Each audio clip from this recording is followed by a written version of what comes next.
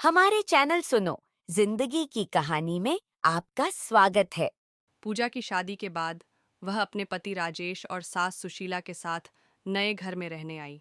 शुरुआत में उसे थोड़ा घबराहट हो रही थी, लेकिन राजेश ने कहा था, माँ को समझना थोड़ा मुश्किल हो सकता है, पर सब ठीक हो जाएगा, मैं तुम्हारे साथ हूँ।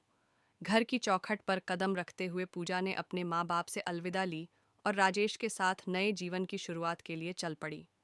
सुशीला ने पूजा को देखा और पहले ही दिन उसे समझाने की कोशिश की, बेटा, हमारे घर में कपड़े थोड़े ज्यादा साधारण होने चाहिए। पूजा ने मुस्कुराकर कहा, माँ, मुझे लगता है ये कपड़े मेरे लिए ठीक हैं, पर आप जो कह रही हैं मैं समझ रही हूँ। लेकिन फिर शुरू हुआ रोज का सिलसिला, जिसमें सुशीला हर छोटी बात पर पूजा को सलाह देती रही। खाना बनाते वक्त भी सुशीला ने कहा, तुमने मसाले बहुत ज्यादा डाल दिए हैं, हमारे घर में तो मसाले थोड़े कम होते हैं।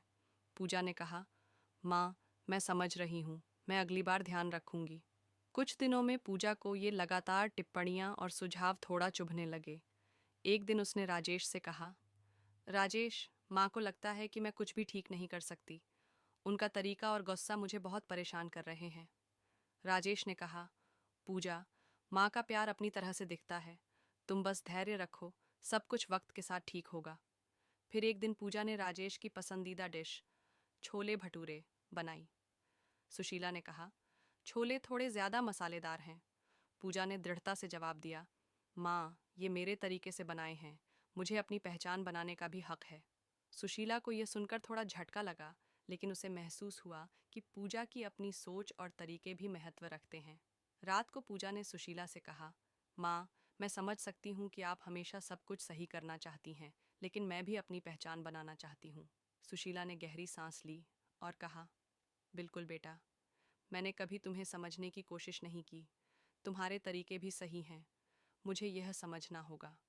उस दिन के बाद सुशीला ने पूजा के तरीकों को समझना शुरू किया और पूजा ने भी सुशीला के तरीकों को अपनाने की कोशिश की।